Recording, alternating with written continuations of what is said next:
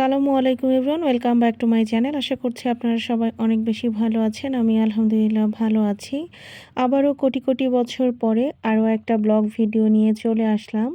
তো এখানে আমি আমার আজকের ভিডিওটা রাতের বেলা থেকে শুরু করছি। আজকে আমি রাতের জন্য খিচুড়ি আর সাথে বাড়ির পুকুরের তেলাপিয়া মাছ ভাজি করছি। এগুলো কিন্তু একদম দেশি তেলাপিয়া, খেতে ছিল অসাধারণ।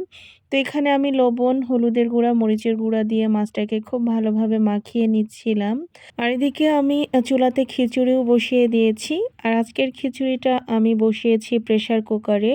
প্রেসার কুকারের খিচুড়ি ইদানিং আমার কাছে খেতে বেশ ভালো লাগে। তো ওই জন্য ইদানিং আমি খিচুড়ি রান্না করলেই প্রেসার কুকারে করে নিচ্ছি, আর ঝটপটভাবে খিচুড়িটা রান্নাও হয়ে যায়।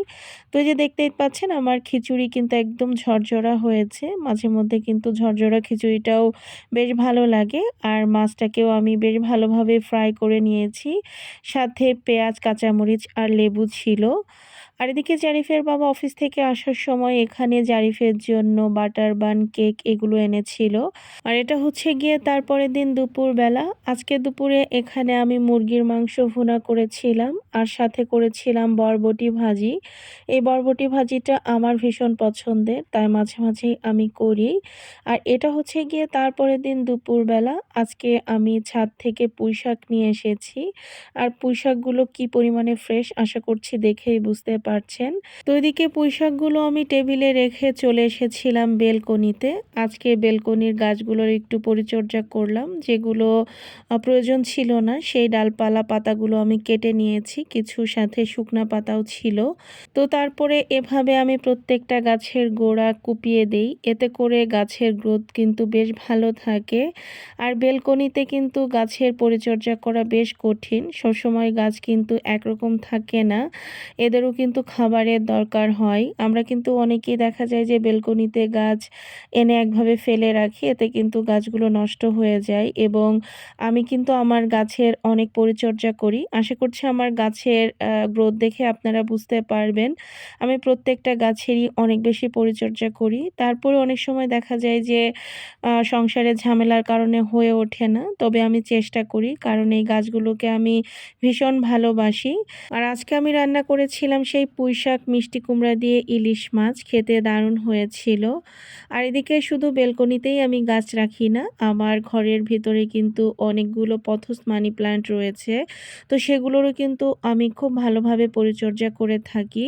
আর এদিকে জারিফের বাবা অফিস থেকে আসার সময় এখানে এগুলো এনেছে। আসলে দৈনন্দিন যা দরকার এটা প্রতিদিনই আসে, মাঝে মাঝে দেখা যায় যে ভিডিও করা হয়, আবার মাঝে মাঝে হয়ে ওঠে না। তো আজকে হচ্ছে গিয়ে সকালবেলা আমরা চলে এসেছিলাম একটু যাত্রা বাড়িতে একটা কাজে, যদিও সেই কাজটা আমাদের হয়নি। তো আমরা আসলে অনেক সকালে এসেছিলাম। তো আমাদের আসলে সবারই ক্ষুধা লেগে গিয়েছিল, তাই এখানে একটা রেস্টুরেন্টে এসে আমরা সকালের নাস্তাটা করে নিচ্ছিলাম। তো আমরা মূলত ডাল, ভাজি আর রুটি নিয়েছিলাম, আর জারিফ নিয়েছিল পরাটা, সাথে নিয়েছিলাম ডিম ভাজি। তো এগুলো দিয়ে আজকে আমরা সকালের নাস্তাটা করেছি এবং বেশ ভালো লেগেছে। আর জারিফের বাবা চা খাবে না সেটা তো হতেই পারে না। তো জারিফের বাবা ১ কাপ চা খেয়ে নিয়েছে। আর এদিকে পাশে একটা বেস্ট বাই ছিল। তো জারিফ ওখান থেকে একটা গাড়ি নিয়ে নিয়েছিল। তো তারপরে আমরা ওখান থেকে ফেরার সময় মেরাদিয়া বাজারে গিয়েছিলাম বাসার জন্য কিছু বাজার করার জন্য। তো এখানে আজকে আমরা মূলত এই বাজারগুলোই করেছি। এখানে মূলত বেশ কয়েকটা ইলিশ মাছ নেওয়া হয়েছিল। তো সবার বড় যেটা দেখতে পাচ্ছেন এটার ওয়েট ছিল ১ কেজি ২০০ গ্রামের মতো। আর বাকিগুলো আধা কেজি এরকম ওয়েটের ছিল। তো আমরা একসাথে বেশ কয়েকটা মাছ নিয়ে নিয়েছিলাম, কারণ ইলিশ মাছের সিজন তখন শেষের দিকে ছিল। তো এজন্য বেশ কয়েকটা মাছ নিয়ে নেওয়া হয়েছিল। আর সাথে নিয়েছিলাম গরুর মাংস ২ কেজি। আর নিয়েছিলাম নদীর চিংড়ি আধা কেজি। এই চিংড়ি মাছগুলো আমাদের ভীষণ পছন্দের। তো তারপরে আজকে আমি কিছুটা গরুর মাংস নিয়ে নিয়েছি রান্না করার জন্য দুপুরে। আজকে যেহেতু ছুটির দিন ছিল, তো এখানে আমি গরুর মাংসটা রান্নাও করে নিয়েছি। টাটকা মাংস আসলে খেতে অসাধারণ হয়ে থাকে। আর এদিকে বিকেলের দিকে জারিফের বাবা আমাদের ৩ জনের জন্য এখানে রং চা বানিয়ে নিয়েছে। জারিফের বাবার হাতের রং চা ভীষণ মজা। আর তারপরে টিভি দেখতে, দেখতে আমরা এইসব হাবিজাবি জিনিসগুলো খেয়ে নিয়েছি, যেটা আপনাদের সাথে শেয়ার না করলেই না।